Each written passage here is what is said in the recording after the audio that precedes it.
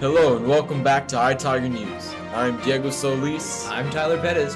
And I'm Marissa Turner, back with BISD's Trustworthy News. Cupid is making a visit to the middle school by putting together a Valentines Day Dance, available for 6th, 7th, and 8th graders only. The dance will be on February 25th and will be held in the cafeteria.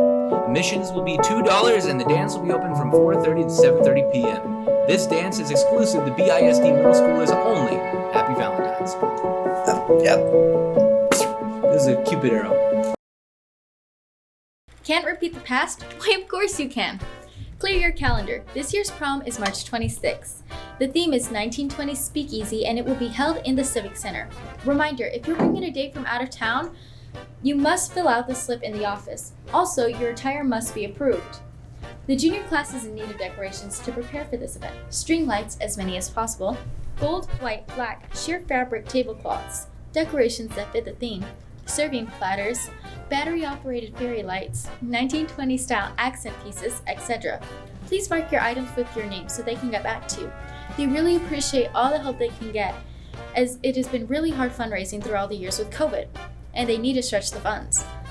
All items can be dropped off at the Annex Room 4, or you can send students to pick items up from your room. Fort Clark Days is coming up. For more than 40 years, Fort Clark Days has taken place at our very own Fort Clark Springs in Bracketville, Texas. Over 100 living historians demonstrate skills from the past and educate our visitors about the history of Southwest Texas. In addition to our living historians, we have arts, crafts, food vendors, and much more. The 2022 celebration will begin on Friday, March 4th, with food vendors on site for lunch and dinner. On Saturday, March 5th, a day for the public, we will also have arts, crafts, food vendors, and much more. We are expecting over 100 living historians in the year of 2022. Be sure to come out. If you are 18, now is your chance to make a difference in community by participating in this year's county elections that will be held on March 1st. If you are 18, make sure you are registered so that you can be eligible in the voting process. You can register online on sites such as vote.org, votetexas.gov, or visit the courthouse and ask for a form there. Also, Miss Woodson's room located in the annex. She has a few available there. Filling out a registration form can only take a few minutes, and a registration form can last a lifetime, and is very important. Every vote counts, so exercise your rights and support your beliefs in the elections for not only for this county judge coming up, but for the future elections. Your voice, your vote. For our next student showcase, we spoke with the drum majors to speak with their experiences on leadership. Let's take a closer look.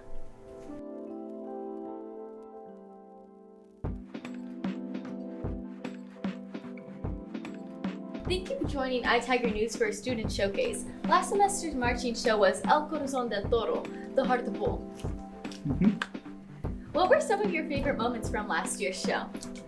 I'll be honest with you, when I would step up onto that little step stool, my favorite part was the break in silence before we started, and the break in silence when we finished. Meaning the beginning note and the ending note were my favorite parts. Awesome. Edgar? Mine was my solo. I actually my first time also in front of everyone. I was nervous at the first time I did it, but every practice I got better and better and better. And my first time conducting actually, that was wow, just pure wow. Wow. That sounds amazing. Mason? Mine was my solo too. Of course, I was nervous. But of course, mine was kind of scary. It's kind of staring me down. Don't mess up, bro. Don't mess up.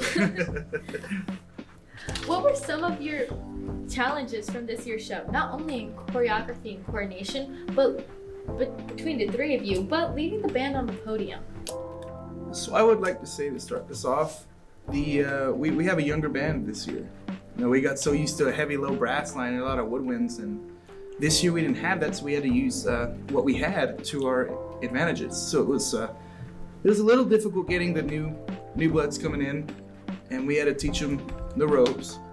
But it's practically like the handing down of a torch if you think about it. Yeah, we had a little bit of obstacles. I mean, me and Edgar had that firsthand. It was kind of awful to begin with. But as we kept going, everybody got used to it, and we managed to actually pull it off. We got decent scores with a young band. I'm just adding, not really adding, but it's basically what he said. That's all. It was hard, but like we got through it.